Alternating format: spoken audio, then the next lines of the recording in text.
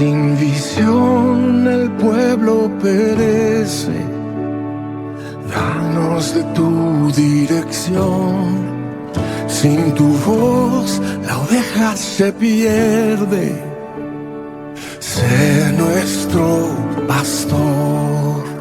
Tú le hiciste un hogar al errante, casa para el pecador. La cosecha es abundante, envíanos, Señor.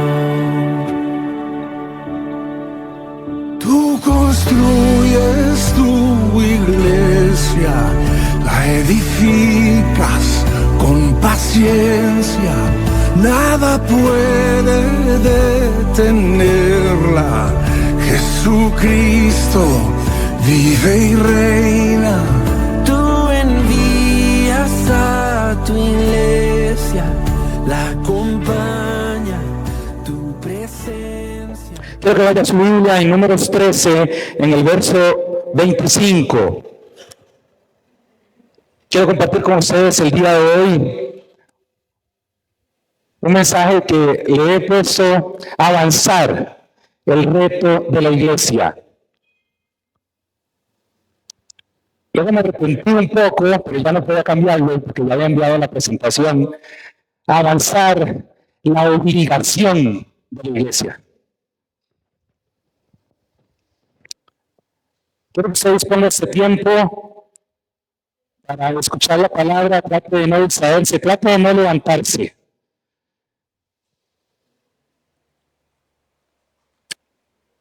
Búscalo. Como tanto usted lo busca. Hermanos, como usted sabe, hemos experimentado cambios significativos en los últimos meses. Hemos venido experimentando pruebas, hemos venido experimentando desafíos, circunstancias que a lo mejor se nos escapa de nuestro tramo de control. Y es cierto, no todos tenemos la responsabilidad sobre algunas decisiones, sobre algunos cambios, y se escapan a nosotros. Eso nos pasa a todos, incluso al pastor. Hermanos, este tipo de situaciones es ineludible que muchas veces pueden causar duda, pueden causar incertidumbre, temor. Pero principalmente, hermanos, si lo permitimos, estas situaciones pueden llegar a detener nuestro crecimiento espiritual, personal y como iglesia. Y pueden detener la obra que Dios ha iniciado en CCF y que Dios nos ha encomendado realizar en CCF. En otras palabras, hermanos, nos puede llevar a estancarnos si nosotros nos quedamos pegados en esas circunstancias. Y hermanos, como escuché alguna vez, solo el hecho de estar detenidos ya de por sí es retroceso. Si usted está en un ejército, imagínese esos ejércitos grandes, estadounidenses, chinos, o el más grande de todos los tiempos, el pueblo de Israel, entonces eran los más cobardes. Usted va en el ejército, en medio de 100,000 personas, una cosa así, y usted, el ejército va avanzando, muchas veces caminando o corriendo, y usted decide quedarse quieto. ¿Qué le va a pasar a usted? Dígalo sin miedo a alguien. Los demás van a seguir caminando o corriendo. ¿Pero qué le va a pasar a usted? Le van a pasar por encima a usted. ¿Sí se entiende lo que quiero decir? No crea que le van a decir, ay, correcto. No. Le pasan por encima y lo botan y le majan la cabeza y usted se muere. Muy gráfico, hermanos, pero es así. El hecho de estar detenido ya es retroceso. Porque los demás siguen avanzando. Y hermanos, estos cambios implica que como iglesia existan resoluciones, y existan determinaciones que nosotros debamos realizar. Que existan comportamientos que usted y yo debamos adoptar, debamos cambiar. Que existan compromisos que usted y yo debamos asumir. Todo esto sabiendo que nuestra confianza está puesta única y exclusivamente en Dios y que Él nos dará la victoria. y que Él nos guiará de su mano en todo momento. Y hermanos, la principal resolución que nosotros como individuos y como iglesia debemos hacer o debemos poner en práctica o debemos asumir es que la iglesia tiene que moverse hacia adelante. La iglesia está llamada a avanzar del lugar en el que está. No estoy hablando que se mueva hacia muchos para allá. Obviamente que no. Hermanos, tenemos que dejar nuestra comodidad. Tenemos que reprender la apatía. Tenemos que hacer un compromiso con Dios para realizar con mayor ahínco la obra para la cual Dios nos ha llamado a hacer en este lugar. ¿Están conmigo? O como dijo el hermano del pastor, ya los perdí o me dejaron solos. Me dejaron solo. Hermanos, como iglesia necesitamos tomar la decisión de movernos hacia adelante y no dar lugar nunca al estancamiento. Como iglesia, nosotros tenemos una misión que está basada en la gran comisión que Jesús nos dejó en Mateo 28:19. ¿Cuál es esta gran comisión? Y hacer discípulos. Y usted lo sabe, bautizándolos en el nombre del Padre, del Hijo y del Espíritu Santo. Y la misión que nosotros hemos abrazado en CCF es que debemos mostrar que hay vida en Jesús. ¿Usted sabía eso? Que esa es nuestra misión. Para eso Dios nos puso aquí. Amén. Pero para que se pueda cumplir con esa misión y con cualquier otra misión, hermanos, las palabras se deben traducir en acciones. Y las acciones siempre son producidas por las personas. Y las personas que traducen esas acciones deben de tener un compromiso y una vida dedicada a cumplir ese compromiso. Y eso somos usted y yo. Porque somos los que estamos aquí. No se pueden ir. Amén. Hermanos, como dije al inicio, hay muchísimas circunstancias que pueden hacer que no avancemos. Y por eso quiero compartir con ustedes un ejemplo de qué nos puede llevar a estancarnos como individuos y como iglesia. Y no solo eso, hermanos. Las consecuencias que eso acarrea para nuestra vida personal y congregacional. Hermanos, y el ejemplo viene del pueblo de Israel. Vaya número 13 a partir del verso 25. Quiero invitar a que abra la palabra. Y volvieron de reconocer la tierra al fin de 40 días. Y anduvieron y vinieron a Moisés y a Aarón y a toda la congregación de los hijos de Israel en el desierto de Parán, en Cádiz. Y dieron información a ellos y a toda la congregación y les mostraron el fruto de la tierra y les contaron diciendo: nosotros llegamos a la tierra a la cual nos enviaste, la que ciertamente fluye leche y miel. Y este es el fruto de ella. Mas el pueblo que habita aquella tierra es fuerte, y las ciudades muy grandes y fortificadas. Y también vimos allá los hijos de Anac. Amalek habita el Negev, y el Eteo, el Jebuseo y el Amorreo habitan en el monte. Y el cananeo habita junto al mar y a la ribera del Jordán. Entonces Caleb hizo callar al pueblo delante de Moisés y dijo: subamos luego y tomemos posesión de ella, porque más podremos nosotros que ellos. Verso 31. Mas los varones que subieron con él dijeron: no podemos subir contra aquel pueblo, porque es más fuerte que nosotros. Y hablaron mal entre los hijos de Israel de la tierra que habían reconocido, diciendo: la tierra por donde pasamos para reconocerla, es tierra que traga a sus moradores. Y todo el pueblo que vimos en medio de ella son hombres de grande estatura. 33. También vimos allí gigantes, hijos de Anac, raza de los gigantes. Y éramos nosotros, a nuestro parecer, como langostas. Y así les parecíamos a ellos. Padre, en el nombre de Jesús, en esta hora estamos poniendo este tiempo delante de tu presencia. Háblanos a través de tu palabra, Señor. Que nuestros oídos, nuestro corazón, Señor, esté receptivo a lo que tú quieres, Señor, enseñarnos, Padre. Que haya, Señor, en nosotros esa disposición a tomar esta palabra, ponerla en nuestro corazón, pesarla y ponerla en práctica. En el nombre de Jesús.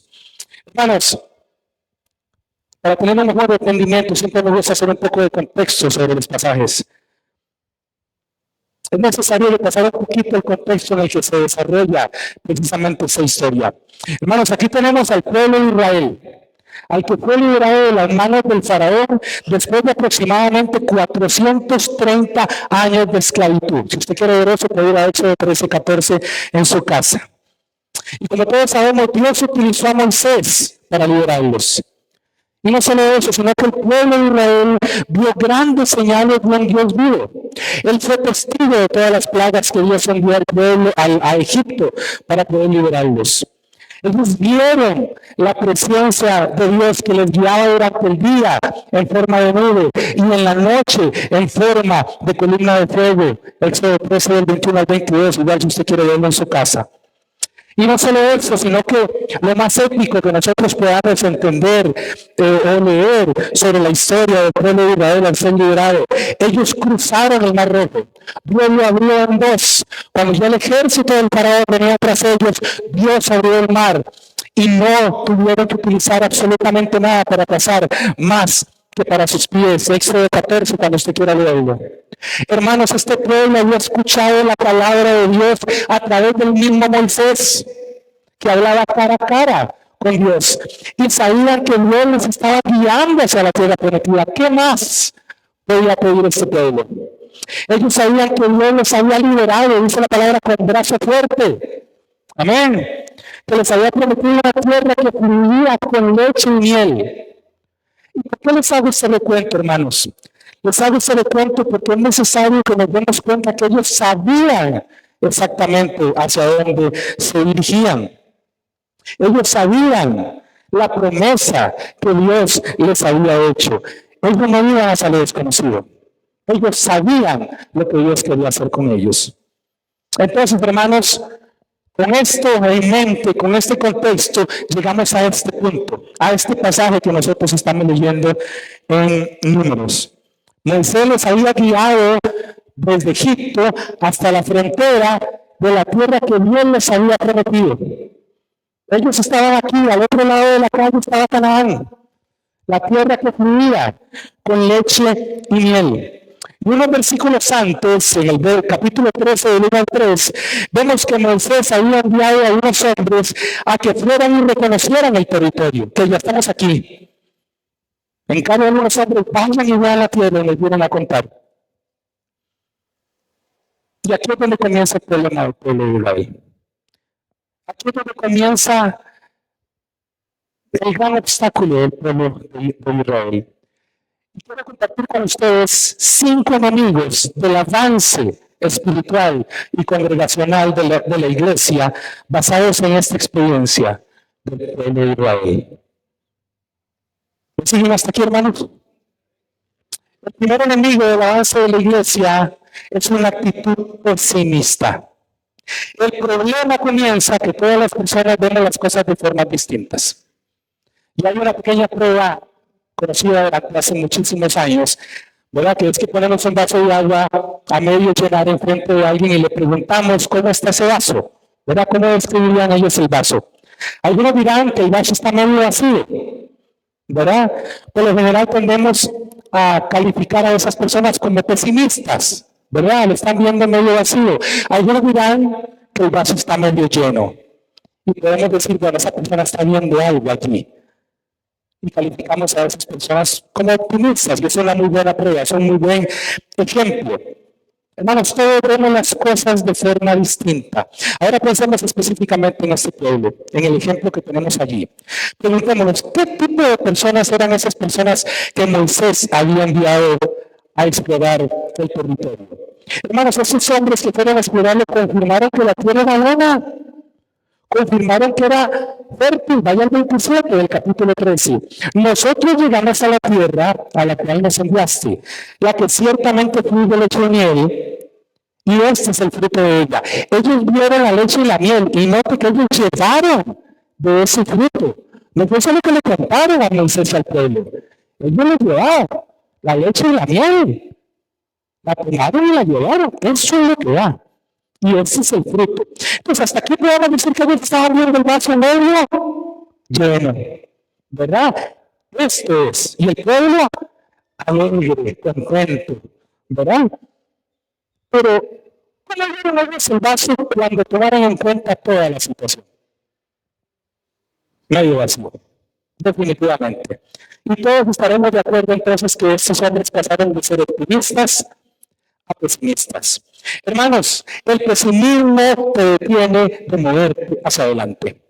Si usted es una persona que siempre ve el lado favorable de las cosas, usted va a ser muy difícil que usted vaya y tome ese por lo que usted quiere luchar. Precisamente la palabra pesimista se define como aquella persona que tiende a ver y juzgar las cosas por el lado más desfavorable. ¿Conoce usted a alguna de esas personas? ¿Es usted alguna de esas personas? Hermanos, esos hombres vieron las cosas del lado más desfavorable, definitivamente. Ellos estaban viendo las cosas desde un punto de vista total y absolutamente pesimista. Hermanos, y la razón para esto es porque ellos se fijaron más en los habitantes de Canaán. Eran grandes, fuertes. En los obstáculos, las circunstancias, más que en la palabra de Dios, más que en la promesa que Dios les había dado. Verso 28 y 29.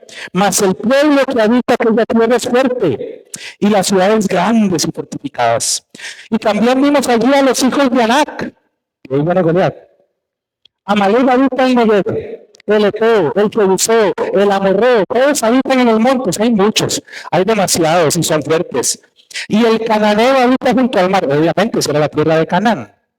Ahí estaba el cananeo, es como obvio, ¿cierto? Pero aún eso se le pusieron por obstáculo. Ellos pensaron que la tierra estaba deshabitada. Y solo digamos si la tomamos, qué fácil sería, ¿no? Hermanos, no.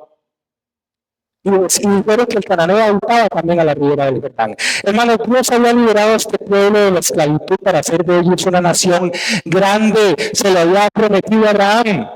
Un pueblo que sirviera de ejemplo al mundo. Hoy, lamentablemente, el pueblo de Israel más bien a veces sirve de mal ejemplo al mundo, porque no han creído que Jesús vino. ¿Qué más mal ejemplo pueden darnos a nosotros como pueblo? Creemos más nosotros en Cristo, que somos gentiles, que el mismo pueblo de Dios. Hermanos, Dios quería bendecir a este pueblo, pero su poca confianza en Dios y su pesimismo detuvieron que ellos recibieran la bendición de Dios, llámese Canaán, de forma inmediata. El problema estaba en que esas personas en sí no estaban comprometidas con Dios. El problema es que ellos no estaban dedicados a Dios. Usted me dirá, ¿qué tiene que ver? ¿Qué tiene que ver compromiso? ¿Qué tiene que ver dedicación con esto? Hermanos, cuando una persona está comprometida con Dios, comprometida con una causa, cuando una persona está completamente dedicada a un servicio de forma responsable, entonces el pesimismo y los obstáculos y las barreras se caen y son rotas. Amén. ¿Están aquí, hermanos? Especialmente cuando usted y yo tenemos una garantía de que ese esfuerzo no será en vano. Usted y yo sabemos y conocemos la recompensa. El pueblo de Israel sabía que la victoria estaba prometida. Ellos lo sabían. Ellos tenían la palabra de Dios. Y hablo de la palabra viva de Dios, no la Biblia, no el libro. Ellos tenían la promesa de Dios.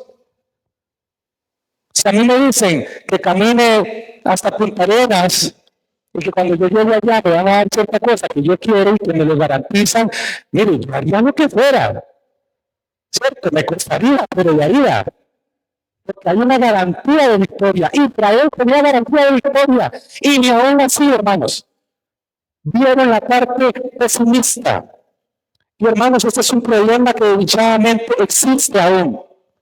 El grave problema entre los cristianos es que la mayoría, para que no nos enojemos, no está comprometida ni está dedicada. Así que miran pesimismo en cualquier cosa. No, yo no puedo. No, yo no puedo servir. No, yo no sirvo.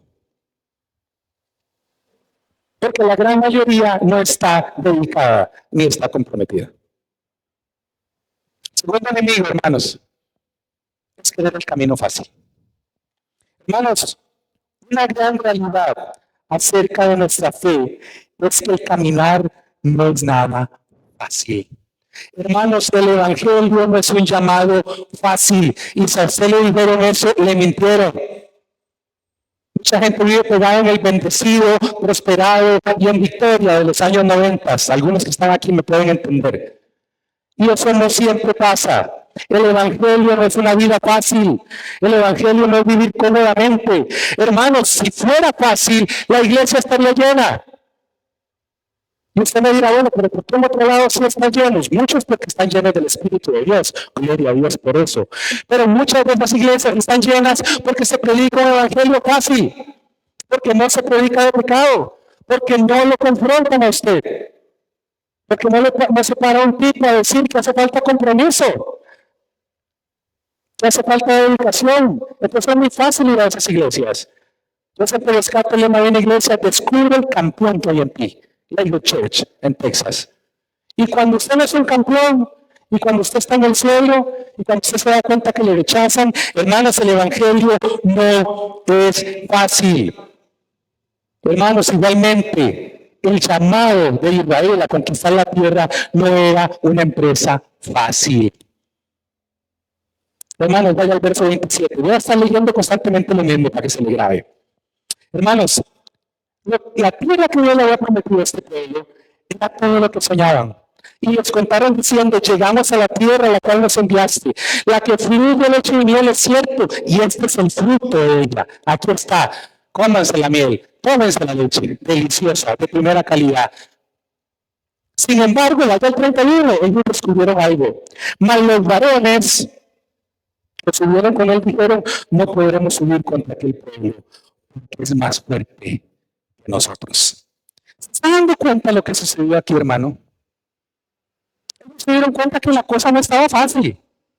Ellos se dieron cuenta que se requería esfuerzo para ir y tomar la tierra. Había que arrebatar la tierra. Había que levantarse, no se podía quedar en esa zona de confort. La tierra que Dios les había prometido requería esfuerzo para ser tomada. Y precisamente porque no sería algo fácil y sin esfuerzo que hicieron, desistieron. Y la consecuencia de todo eso, déjenme adelantarme un poco para ir metiendo las consecuencias. Las consecuencias de todo esto no fue solamente que este pueblo anduvo vagando en el desierto por 40 años. La tenían tan fácil, creerle a Dios e ir a conquistar. Pero no era fácil. No hubo barcos muy grandes. No hay mucho obstáculo. Hay que caminar mucho. Y la consecuencia, anduvieron vagando 40 años en el desierto. Y no solo eso. Lo peor es que ellos dejaron perder la heredad de Dios. Perdieron la oportunidad de entrar a Canaán en ese mismo momento. Capítulo 14, una página más adelante, a partir del verso 22. Todos los que vieron mi gloria, perdón si se ve muy chiquito, todos los que vieron mi gloria, dijo el Señor, y mis señales que he hecho en Egipto y en el desierto, ya me han tentado 10 veces y no han oído mi voz. Verso 23, el más importante. Todos estos, dijo Dios en ese momento, no verán la tierra de la cual juré a sus padres. Toda la generación que salió de Egipto, ahí mismo, Dios les dijo: ustedes se van a morir sin entrar a la tierra que yo les daré. Qué fuerte, hermanos. Qué fuerte. Y lo reconfirma la boca del Señor en el último renglón. No, ninguno de los que me han irritado la verá. Qué fuerte, hermanos. El Señor le diga: haga lo que usted haga de aquí en adelante, ya usted no va a tener mi heredad. Esa es la consecuencia más grave de todo esto. Hermano, quiero que nosotros pensemos en esto por un momento. Quiero que analicemos lo que les sucedió a ellos y lo comparemos con lo que nos podría suceder a nosotros hoy en día. Lo que le sucedió a este pueblo no es muy diferente de lo que nos puede suceder a usted y a mí, tanto individualmente como iglesia, si tenemos el mismo pensamiento. Porque muchas veces todo lo queremos fácil. Y queremos que la iglesia nos quede a la par. Y desde que vino la pandemia de transmisiones virtuales, la gente prefiere quedarse en la casa viendo el culto. Y si le dio hambre, lo ponen en pausa. Va y se come el sándwich y se devuelve. Yo vi gente, no en esta iglesia, en otra, que en medio del culto virtual que era por Zoom, lo vi, no se daban cuenta que tenían la cámara puesta. Y estaban con el Zoom puesto de la iglesia y estaban viendo el televisor y estaban comiendo. Porque todo lo queremos fácil. Porque la iglesia queda a la par y no vamos. Porque me siento mal. Porque estoy cansado. Porque tengo algo más importante que hacer el domingo que venir a la iglesia. Hermano, usted no viene a la iglesia los domingos porque a usted le toca servir. Si usted está haciendo eso, no lo haga más. Usted viene a la iglesia porque usted necesita de Dios. El día que usted diga, es que hoy no voy porque por si no me toca, hermanos, se lo digo, no venga más. Se está haciendo daño a usted y le está haciendo daño a la obra de Dios. Usted viene a la iglesia porque usted tiene necesidad de Dios, porque usted dice, sin Dios no somos nada. No venga a la iglesia porque le toca servir. No lo haga, hermanos, se está condenando.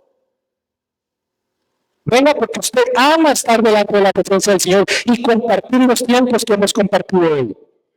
Venga por eso. No venga porque el pastor lo regaña.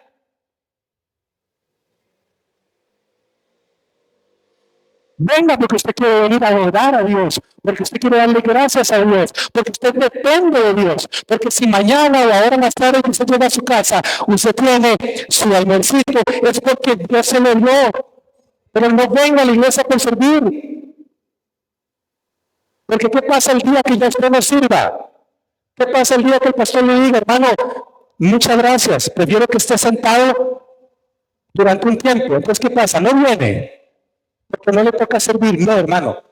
Usted y yo venimos a la iglesia porque tenemos necesidad de Dios. Si no, hermanos, reconsideremos el venir. No podemos tener las cosas siempre fácil, hermanos. Lo que fácil viene, fácil se va. Y en muchas ocasiones nos comportamos como este pueblo. Dios quería que el pueblo tomara la heredad. Dios quería que fueran de bendición a las naciones. Dios quería que fueran el ejemplo a seguir. Pero ellos no querían luchar por eso. Ellos querían el camino fácil, el camino ancho, la ley del mínimo esfuerzo. ¿Ha escuchado esa definición? ¿Se acuerda de Jaimito el cartero? Para los que somos bastante viejos, es que quiero evitar la fatiga. Y nos reíamos, pero es que es tan cierto, hermanos. Y en el cristianismo queremos evitar la fatiga.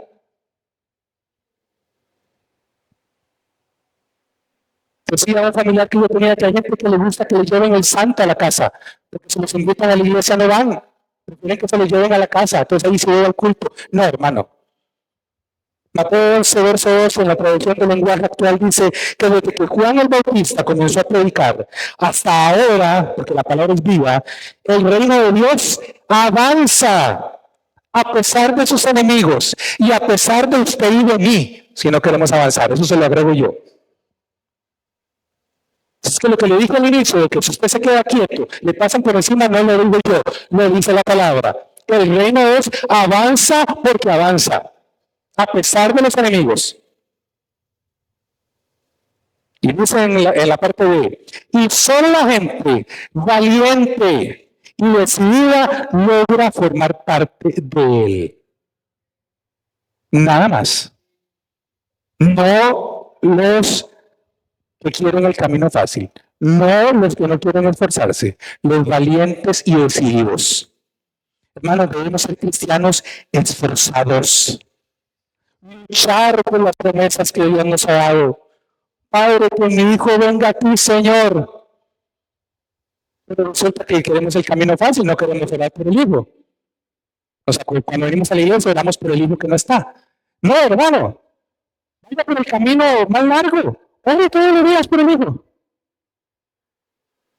Esfuércese, tome la promesa que Dios le dio. Seremos salvos nosotros en nuestra casa. Uno tome esa promesa, pero hay que esforzarse. Pero es una iglesia creciente, hay que esforzarnos, hermanos. Con el esfuerzo que hicimos este fin de semana. Lindo esfuerzo, hermanos. Dios recompensas. Amén. Y no únicamente desde el punto de vista material. Lo que más rescato de los últimos 2 días es la comunión que logramos formar. Porque eso rompe barreras, eso genera unidad. Olvídese de la plata, hermano, de lo que hicimos los últimos 2 días. vacilamos, estuvimos aquí, escuchamos música. Hermanos, eso es lo mejor del esfuerzo que hicimos. Hermanos, cuando nosotros comenzamos, nosotros debemos ser cristianos esforzados, luchar por lo que Dios nos ha dado. Pero el tercer enemigo del avance de la obra de Dios y del avance suyo como cristiano es concentrarse en las situaciones y no en Dios. Vaya al verso 28, por favor. Mas el pueblo que habita aquella tierra es fuerte, y las ciudades muy grandes y fortificadas. Y también vimos allí a los hijos de Anac. Ahí viene Goliat, como lo dije al inicio. Ahora salta el 32. Y hablaron mal entre los hijos de Israel de la tierra que habían reconocido, diciendo: la tierra por la que pasamos para reconocerla es tierra que traga a sus moradores. La que era de leche y miel, ahora dicen que es tierra que traga a los moradores. Y todo el pueblo que vimos en medio de ella son hombres de grande estatura. 33. También vimos allí gigantes, hijos de Anac, raza de los gigantes. Nótese que al inicio dice que eran de grande estatura, pero aparte de los de grande estatura, que los veo en Hechos, también había gigantes allá. Y éramos nosotros, dicen ellos, a nuestro parecer como langostas, y así les parecíamos a ellos. Es como que vayamos a Estados Unidos, ¿verdad? Donde la gente mide promedio 1,90 m, no sé, o digamos que estamos en un equipo de básquetbol profesional de Estados Unidos. Habría que estar viendo para arriba y ellos nos verían así. Aquí la langosta no es la que usted se come del mar, ¿verdad? Ese es un animalito pequeñito que fue el que Dios mandó como plaga a Egipto, ¿verdad? No es una langosta de la que conocemos, ¿verdad? Entonces, ellos se veían así. Entonces, hermanos, ellos solamente se fijaron en que la tierra, primero, tenía un gran número de habitantes, el ejército grande. Hay murallas, ciudades con murallas fortificadas. Pero Canaán era tan grande que dentro de Canaán había ciudades con murallas fortificadas. ¿Okay? Cada ciudad era fortificada y todas esas ciudades constituían Canaán. Y no solo eso, hay gigantes. Hay gigantes allí también. Hermanos, quiero preguntarles, ¿existe esto en nuestras vidas hoy? ¿Existe el que nos fijamos solo en las situaciones y no en Dios?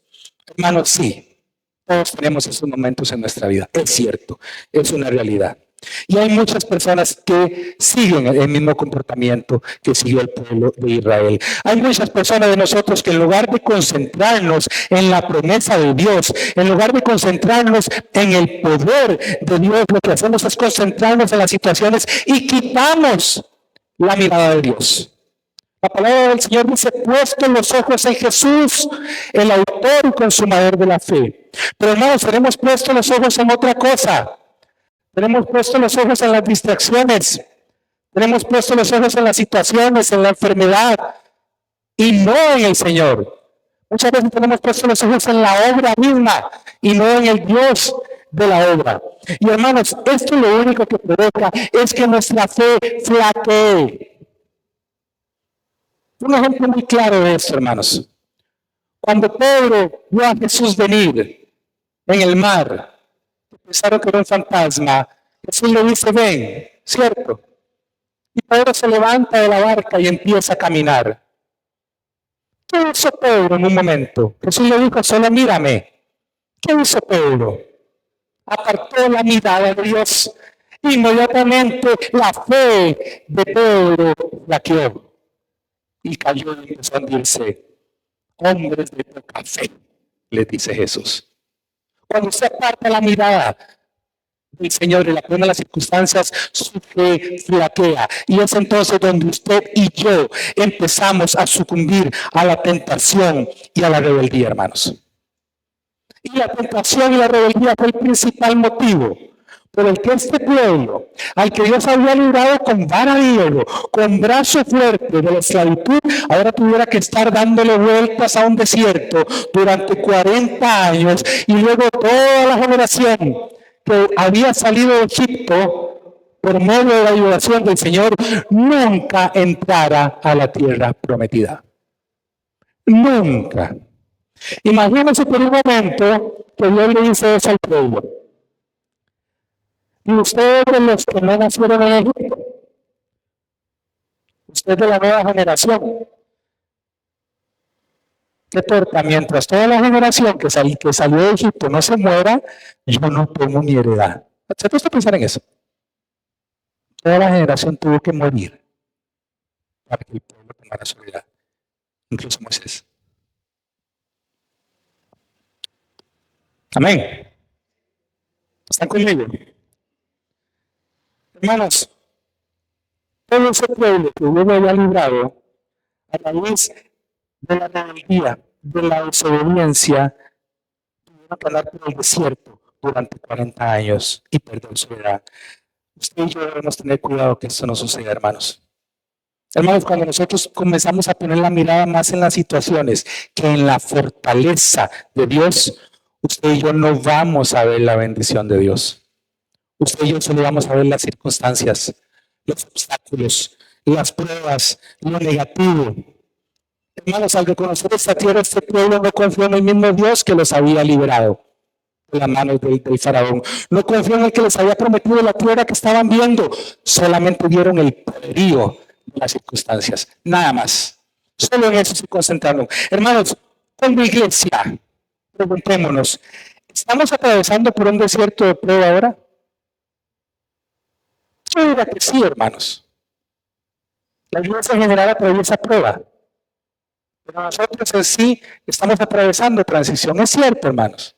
Es cierto.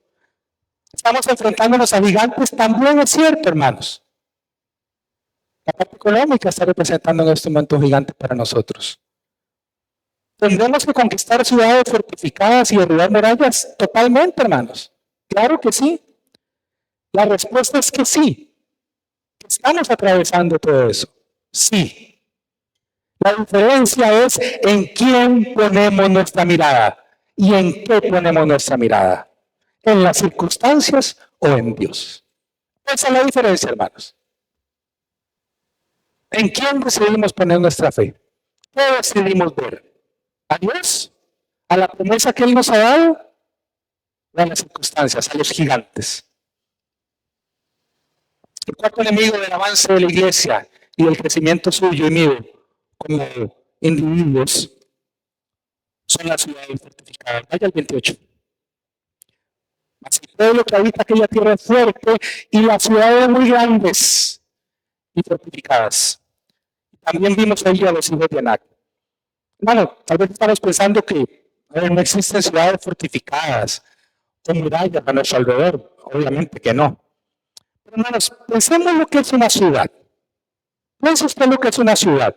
Una ciudad es el lugar donde nosotros habitamos, ¿no? Es un sentido común. Es el lugar que se habita. Esa es la ciudad. Ahora bien, mi pregunta para usted. ¿Dónde vivimos usted y yo como cristianos? ¿En qué ciudad usted y yo habitamos? ¿Habitamos tal vez en la provincia que se llama desobediencia? No obedeciendo los mandamientos del Señor, sus estatutos, no atando su palabra a nuestro cuello, como dice la misma palabra de Dios. Andamos en desobediencia, nos hemos alejado de Dios. Esa es la provincia en la que residimos usted y yo, ahí donde habitamos. A lo mejor estamos viviendo en el cantón que se llama rebeldía.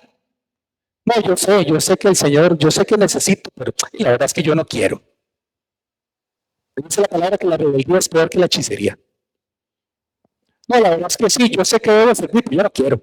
La verdad es esa. No, la verdad es que yo sé que sí, yo puedo haber ido al culto el domingo, pero no quiero. Tengo algo más importante que hacer. Juega la liga Saprissa.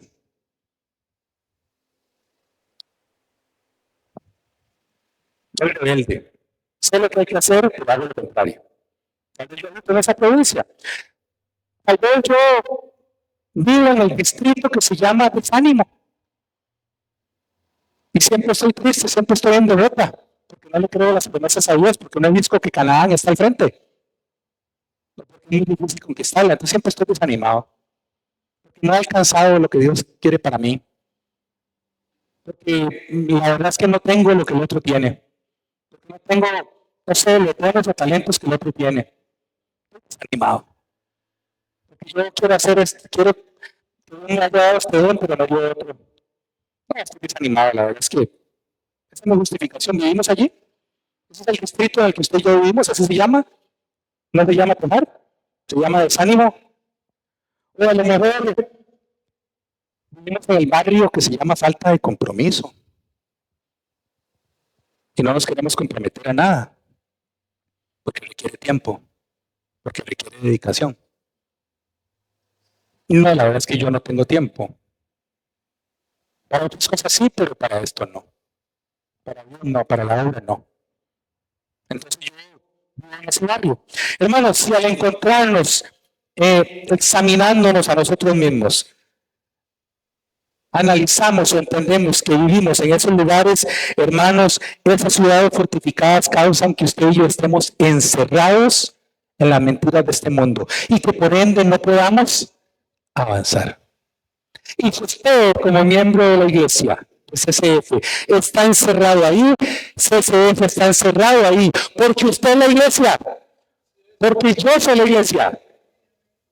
Si nosotros vivimos en esas ciudades fortificadas, en donde no hay lugar para ir porque los muros son altísimos, entonces no podemos ir a ningún lado, estamos estancados.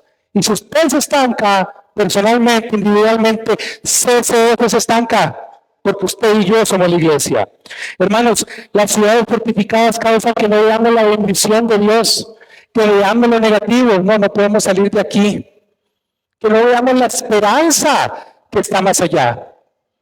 Que solo veamos el árbol y no el bosque que está más allá. Hermanos, este pueblo no recibió la bendición de Dios porque al frente solo vio los muros fortificados que le impedían tomar esa bendición. ¿Estamos nosotros en una situación similar? ¿Es allí donde vivimos? ¿Son esas ciudades fortificadas las que las vemos tan altas como este muro que no podemos avanzar? ¿Que estamos estancados? Hermanos, si usted y yo estamos estancados, CCF está estancada. Porque usted va a estar. Amén. Vamos a ir, hermanos, ahí. Hermanos, número 5. Estamos terminando, gracias a Dios, dice usted. Los gigantes, en el verso 33.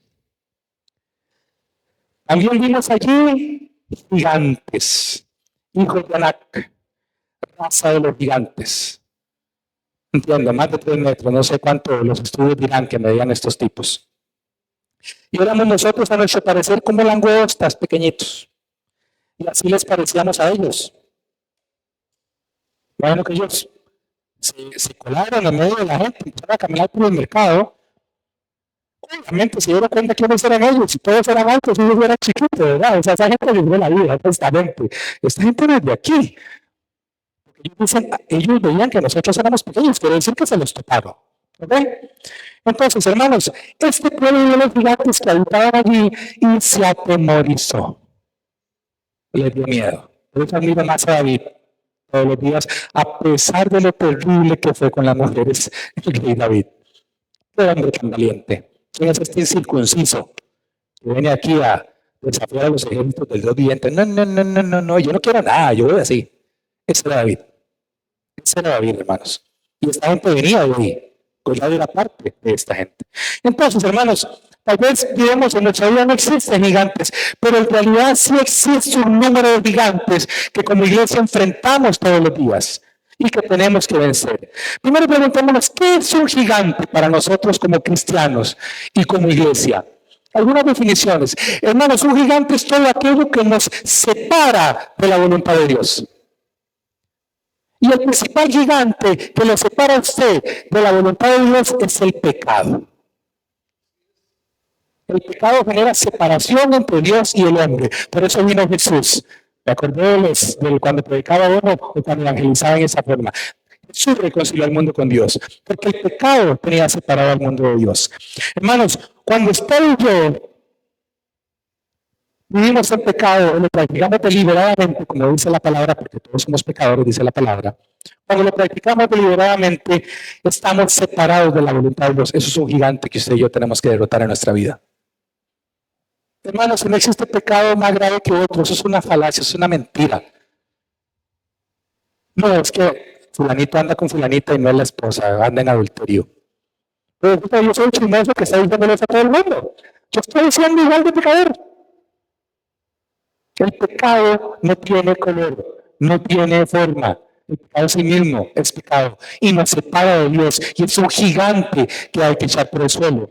Un gigante es todo aquello que aparenta, perdón, que trata de apartarnos del camino de Dios. Amén. Es todo aquello que todas las circunstancias, todas las distracciones que nos tratan de apartar del camino de Dios, de no seguir esa palabra que usted y yo tenemos ahí. Ese definitivamente es un gigante. Cualquier cosa que esté la parte de Dios es un gigante. Déjeme decir algo con mucho cariño. Es que llevaron mi familia, me cayeron de sorpresa el domingo en la mañana. Hermanos, hágaselos a la iglesia. Porque usted se queda ahí, eso le está apartando del camino del Señor. Perdónenme que sea tan directo. Pero dígales, vengo 2 horitas, ya vengo. No creo que se le lleven nada de la casa, ¿verdad? Sería el colmo. No deje que nadie la parte de Dios. Eso es un gigante en su vida, hermano. Todo lo que se pone entre nosotros, hermanos, y los planes de Dios es un gigante que nosotros debemos derrotar. Nuestra timidez para ejecutar el plan que Dios nos llamó y hablar de los demás, ese es un gigante que usted debe vencer. No es que yo tengo miedo, yo no tengo facilidad de palabra. Es que Dios te llamó a hablar de Él. Sí, pero es que hermano, es un gigante y hay que derribarlo. Hay que vencerlo. Es un gigante en su vida. Tiene que agarrar la onda, aunque sea la moto, montarse y pasarle por encima al gigante, hermano, porque le está apartando de los planes que Dios tiene para usted. Por eso sigo celebrando a mi hermana Kamala, porque vencieron a ese gigante, esa timidez, ese miedo. Ellos son un ejemplo de eso, lo sigo diciendo, hermanos. ¿Qué te aparta de ejecutar los planes que Dios tiene para ti? Tal cosa, eso es un gigante. No le busque más explicación. Un gigante es todo aquello que aparenta ser mucho más grande y mucho más poderoso que nosotros, más grande que nuestro deseo de servir a Dios. No es que el trabajo me sobrepasa, es más grande que yo. No puedo servirle a Dios, no tengo tiempo, es mucho más grande que yo. Hermanos, todos trabajamos. No es que la persona que se para aquí es un vago que está en la casa. No, hermano, yo también trabajo. Como todos ustedes, desde que no trabaja, que no coma. Todos tenemos distintos trabajos, eso sí, clarísimo. Pero todos tenemos responsabilidades. Entonces el hecho de decir, es que usted no tiene el trabajo que yo tengo. Sí, obviamente, sería terrible que todos fuéramos panaderos. Estamos inundados de pan, pero no habría nada más. Sí, hermano, todos tenemos trabajos distintos. Todos tenemos trabajos que se requiere más esfuerzo físico que otros, ciertamente. Todos tenemos trabajos que se requiere más empleo de la mente, también. Pero todos nos esforzamos. A todos nos falta el tiempo, hermanos. Pero si eso se interpone entre Dios y entre mi persona y los planes que Dios tiene para mí, eso es un gigante. Es todo aquello que es más fuerte que nuestras debilidades. Hermanos, los dulces son un gigante. Si Netflix es más fuerte que usted, porque usted no puede dejar de ver Netflix, eso es un gigante. Más, se le va a poner más fácil. Si empezara a ver los reels, a ver cómo no sabe lo que están los reels, no me diga que no. Si empezara a ver los reels en Instagram, ni qué decir de los de TikTok, yo no tengo TikTok. Lo puse y estuve media hora que no podía parar de ver TikTok. Porque estaba siendo más grande que yo. Cuando hay algo que es más grande que usted, más poderoso que usted, como hermano, eso es un gigante que usted debe derrotar. Y usted tiene la capacidad de estar en TikTok o en Facebook, que no estoy en contra, me encanta tener Facebook y toda la cosa. Yo no estoy en contra de eso, absolutamente. Pero usted puede pasar mucho tiempo allí y no puede vencerlo porque necesariamente su cuerpo se le pide, hermano, usted tiene un gigante en su vida que debe destronar. Es como cuando usted empieza a comer papitas Pringles. ¿Verdad que usted no puede parar? ¿Verdad que no? Usted sigue, o palomitas de maíz. Mientras no se acabe la caja, usted sigue. Esos son gigantes más fuertes que usted. Como humano. Hermano, usted y yo no podemos enfrentar a esos gigantes solos. Y ahora permítame exponerle dos gigantes principales responsables de detener el progreso de la iglesia, de destruir la obra de Dios en muchos creyentes y por ende del crecimiento de la congregación. El primero es la duda y la incredulidad. Ese es el principal gigante que como personas y como iglesia enfrentamos. Hermanos, si vamos al texto otra vez, o si vamos a la historia, vemos que esto fue lo que sucedió. Y sucede con muchos de nosotros en este momento. Fíjense un detalle importante. Cuando esos hombres fueron enviados, unos versículos antes, a reconocer la tierra, no fueron enviados para saber si esa era la tierra o no. Ya ellos sabían que esa era la tierra. Fácil. Partían bien. Ya sabían que esa era la tierra. Ya sabían que esa era la tierra que Dios tenía para ese pueblo. Dios se la daría. Él les daría la victoria. Ante cualquier oposición, Dios les daría la victoria. Estaba ordenado. Era más fácil que pegarle un choretazo a una lora, decían antes. Estaba fácil, pero ellos dudaron. Ellos no creyeron en la palabra de Dios. Solo hubo uno que creyó a Dios. Está en el verso 30. Subamos luego y tomemos posesión de ella, porque más podremos nosotros que ellos. Solamente Caleb creyó sin dudar que Dios les entregaría la victoria. Solo uno de no sé cuántos decenas de miles del pueblo de Israel, al menos de esos 40 espías, creo yo, que fueron a la tierra. Hermanos, muchos de nosotros hacemos exactamente lo mismo. Muchos, al menos confrontados con problemas, con situaciones, y vemos cara a cara con esos gigantes que vienen a robarnos la paz que Dios nos ha dado y simplemente dudamos de que Dios tenga el poder para vencerlos. Y déjenme decirle algo más, hermanos. La realidad del caso es que estos gigantes no existen para robarle la paz. Muchas veces decimos, es que esto me roba la paz. ¿Verdad que sí? Esas pruebas, esos gigantes. Hermanos, esos gigantes no existen para que usted y a mí nos roben la paz.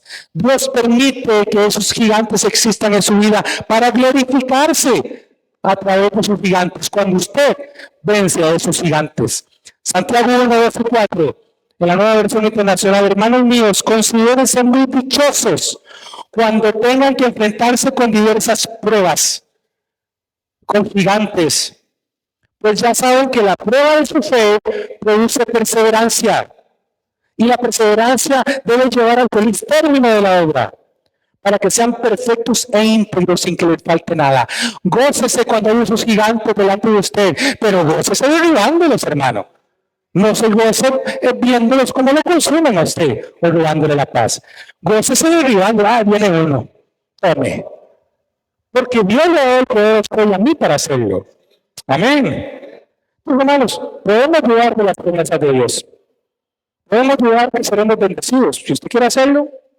Pero hermanos, cuando hagamos esto, recordemos lo que le sucedió a Israel por dudar de la palabra y de la instrucción y de la promesa de Dios. Recuérdenlo, hermano. Si usted y yo dudamos o no creemos, esto no nos va a dejar ver la grandeza de Dios, solo va a aumentar nuestras propias debilidades. Y el enemigo se aprovechará de que usted no está tomando la fortaleza de Dios y que usted está débil. Eso es lo único que va a hacer ese gigante en su vida. El segundo gigante, hermanos, es el temor. El segundo gigante que como iglesia enfrentamos es el temor. Otra vez, en el caso de este pueblo, el temor a las ciudades fortificadas, a los habitantes, a los gigantes, fue mucho mayor que la promesa de Dios. Se vieron insignificantes, se vieron inferiores. No, pobrecito nosotros. No, es que ese fue muy chiquitico. Como les explico, ya que tenemos esa mentalidad. A veces yo quisiera que tuviéramos el carácter de los argentinos, ¿verdad? Eso no le merma a nada. A veces nadie los vota. Somos orgullosos, eso sí, tal vez algunos. Pero hermano, muchas veces entramos en ese complejo de inferioridad, en esa conmiseración propia. Es que somos pequeñitos. Es que la iglesia que está a los 200 metros, gloria a Dios, tiene más gente, gloria a Dios. Es que viene visión de impacto para acá y esa gente es a nivel nacional. Hermanos, el mismo poder que ven ellos ahí en usted. El mismo Cristo que predican ellos lo predica usted y yo. ¿No le parece? La palabra del Señor dice que cuando aquel hombre estaba con su paje de armas, estaban todos atemorizados. Le dijo el paje o el asistente, es que estamos solos. Y él le dijo, sal, abre tus ojos. Millares de ángeles que estaban peleando por ellos, solo que en su carne no podía verlos. Hermanos, nosotros estamos respaldados por el poder de Dios. Si no, ¿para qué estamos acá? ¿Ah? Si no, ¿para qué estamos acá? ¿Para qué temer, hermanos? Hermanos, en muchas ocasiones, en vez de ver los problemas nosotros como insignificantes a los ojos de Dios, porque nuestros ojos son grandes, vemos los problemas como gigantes que nos causan temor. No es que tengo miedo, no es que somos muy pequeños. Hermanos, lo que sucede es que nosotros medimos los obstáculos contra nuestra propia fuerza. Y claro, en vez de medirlos o concentrarnos en el poder de nuestro Dios. Amén. No mida los obstáculos contra su fuerza. Mídalos contra el poder del Dios que usted tiene. Si los mide contra su fuerza, siempre los va a ver más grandes que usted. Si los mide contra el poder de Dios, va a ver que son insignificantes y que no debe haber temor en su vida. Estos hombres llegaron a la tierra prometida.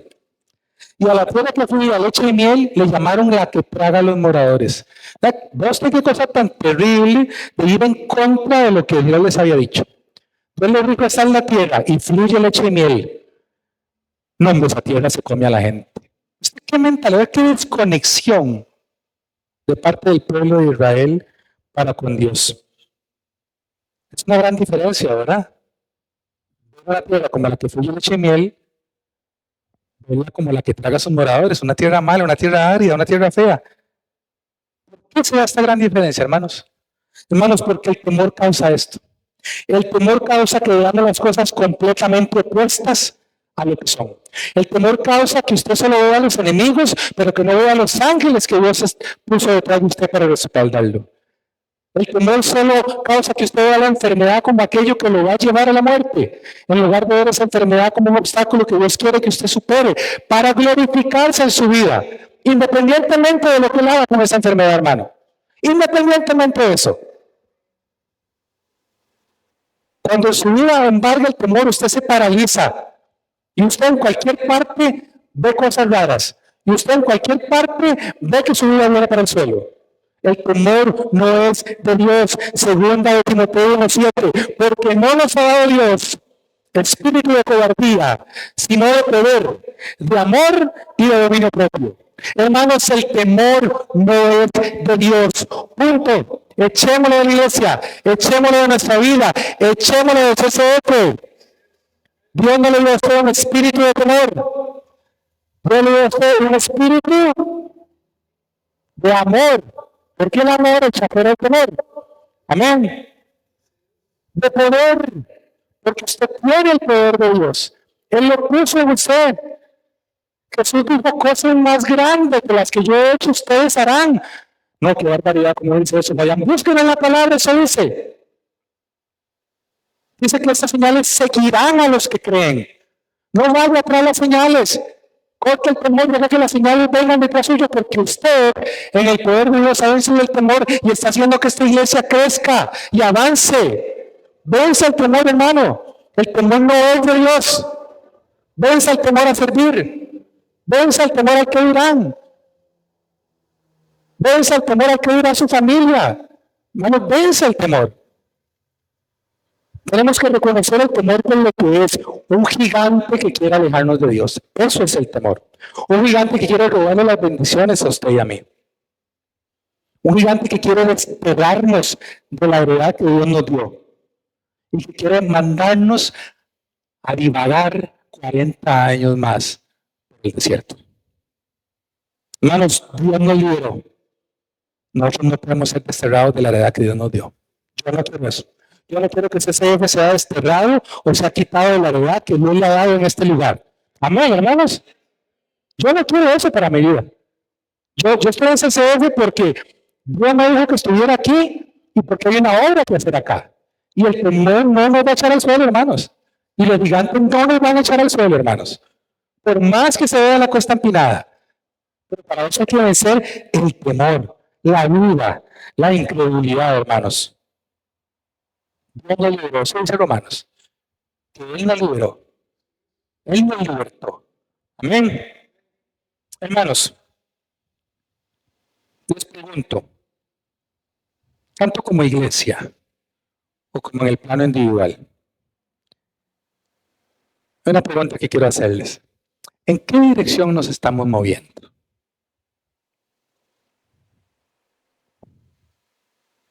¿Estamos avanzando? Como se ve allí. ¿Estamos yendo al frente? ¿Estamos venciendo los gigantes? ¿Estamos teniendo compromiso, dedicación, responsabilidad? ¿Estamos avanzando? ¿Estamos desviándonos a izquierda y derecha, tal vez? ¿Nos estamos yendo por el camino que no es? ¿Nos hemos apartado nuestra mirada de Cristo? ¿Hemos empezado a confiar en otras cosas o a ver otras cosas? Ya no tengo mi mirada puesta en Cristo, la tengo en otra cosa que es más interesante. Tengo nuevas relaciones que me hacen irme para otras cosas. Tengo nuevos amigos que me hacen irme para otras cosas. Estoy perdiendo mi mirada como iglesia, como individuo. Me salí. Simplemente voy para otra parte. ¿Estamos simplemente estancados?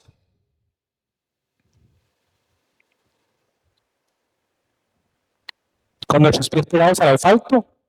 Acaban de asfaltar y pasamos con unos zapatos de lana, como me pasó alguna vez en la escuela. Los zapatos chinos, ¿se acuerdan? Hace muchos años. Los que somos viejitos. Estaban asfaltando y pasé con los zapatos chinos y se me quedaron pegados en la avenida 2, en el Parque Central. Venía a la escuela de esquí del 100 al norte. Los tuve que quitar y ver lo caliente que estaba ese asfalto. No podía arrancar los zapatos de ahí. Cierro el paréntesis de la broma.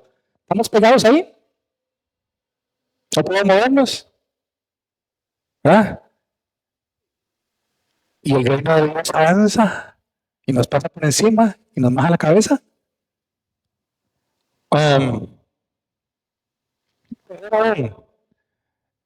¿Estamos retrocediendo?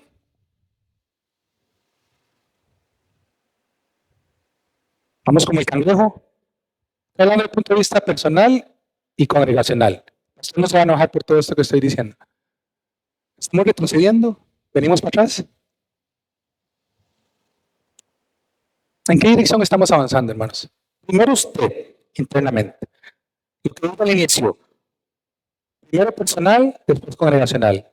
Si yo me quedo, CCF se queda. O si yo me quedo, los integrantes o los miembros de CCF que están avanzando me van a pasar. Y yo no quiero. Quiero ir con ellos. Y quiero avanzar. ¿En qué dirección nos estamos moviendo? ¿Dónde estamos? ¿Dónde está su vida hoy? ¿Dónde está? ¿Está viendo la ciudad fortificada nada más? ¿Está viendo los gigantes? ¿Está en el pesimismo? ¿Está en el negativismo? ¿Está en una total falta de compromiso con Dios? Perdóname la expresión que decía una tía, me está con las pistoleras, decía mi tía. ¿En qué estamos? Bueno, esto lo que uno dice acá es para acá también, es un boomerang. ¿En qué estamos? Hermanos, cuando examinamos nuestra vida, cuando examinamos nuestra iglesia, ¿estamos viendo a los gigantes o estamos viendo el poder de Dios? ¿Qué estamos viendo? En el plano individual, no podemos permitir que nada ni nadie nos desvíe o conduzca a la dirección opuesta a la que Dios nos ha llamado. Hermanos, fuimos liberados de la esclavitud. Recibimos el regalo más grande. ¿Cuál es el regalo más grande que usted y yo hemos recibido? La vida eterna.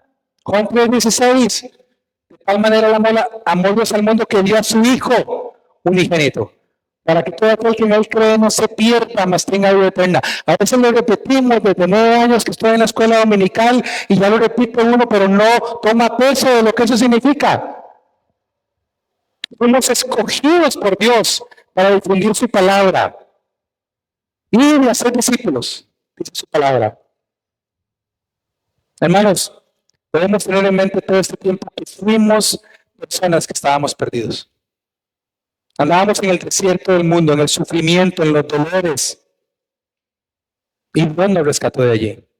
Tenemos que acordarnos que Dios, solo Dios nos dio descanso. ¿Cómo no estar comprometido con el Señor? ¿Cómo no servirle a Él? ¿Cómo no comprometerme con Él? ¿Cómo no venir a agradecerle a Él cada vez que hay reunión de los hermanos? Solo porque me salió otra cosa más interesante. Es así como despreciamos el sacrificio de Dios, de Cristo Jesús en la cruz. Es así, hermanos. Es que no hace falta estar metido en la iglesia, hermanos. La palabra del Señor dice que hay algunos que tienen por costumbre el no congregarse. No lo digo yo. Y la palabra dice que evitemos ser como esa gente. No lo digo yo, lo dice la palabra. Vuelvo y repito. Si usted no viene a congregarse a la iglesia que usted ha decidido congregarse, en la que usted ha decidido crecer, porque no quiere, porque le salió algo más interesante, hermanos, usted no está formando parte de la iglesia que está caminando. Es así, hermanos. No podemos permitirle, hermanos, al enemigo que nosotros como CCF no alcancemos la comunidad que Dios nos ha dado por alcanzar. Hermanos, usted y yo tenemos a Cristo hoy en día. ¿Quién más quiere? ¿Qué Moisés ni qué 8 cuartos? ¿Qué Aarón?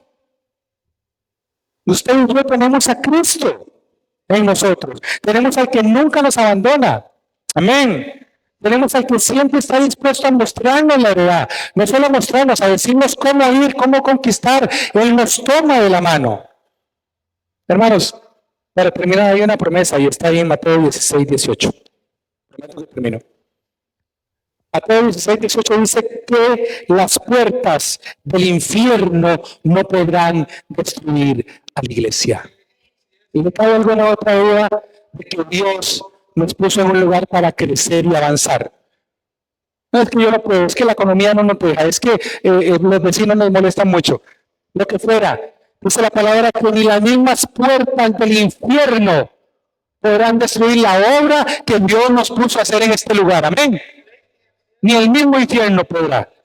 Hermanos, finalizo con un canto de hace muchos años, una expresión. Dios no nos trajo hasta aquí para volver atrás, hermanos. No, yo no vine a CCF para volver atrás. Yo no vine a CCF para haber caminado 7 años, 4 en mi caso, y volver atrás. Me niego a eso, hermanos. Dios nos trajo aquí a poseer la tierra que Él nos dio. Amén. Él vino aquí, o nosotros vinimos aquí para poseer la tierra que Él nos dio. ¿Cuántos creen esa palabra, hermanos? Hermanos, yo no sé si a ustedes le produce el mismo afecto en mí que en mí esta palabra, pero yo no quiero volver atrás, hermanos. Yo no voy a dejar que el enemigo nos avergüence, hermanos. Vinimos aquí a hacer algo. Vinimos aquí a poseer la tierra que Él nos dio. Amén. Amén, amén. Quiero que se ponga de pie. Hay un canto que es muy fácil. Si mi hermana Kamala y mi hermana Nada quisieran venir, excelente. Si no, no se preocupen. Si no, están invitadísimas. Y es un canto muy viejo. Los más viejos lo conocen, los más nuevos no. Pero es muy sencillo y quiero que usted y yo lo digamos. Amén. Vamos a confesarlo, es muy cortito. Y digamos, Dios nos trajo hasta aquí, Javi, para volver atrás. Amén. Él nos trajo para poseer lo que Él nos dio. Amén. Vamos a cantarlo en esta hora y con esto terminamos. Vamos, apóyame con las palmas aquí. Él nos trajo aquí para volver atrás. Nos trajo aquí a poseer la tierra que nos dio. Dios no nos trajo hasta aquí para volver. Nos trajo aquí a poseer la tierra que nos dio. Dios no nos trajo hasta aquí para volver atrás. Nos trajo aquí a poseer la tierra que nos dio. Aunque el gigante se encuentre allá, yo nunca temeré. Nos trajo aquí a poseer la tierra que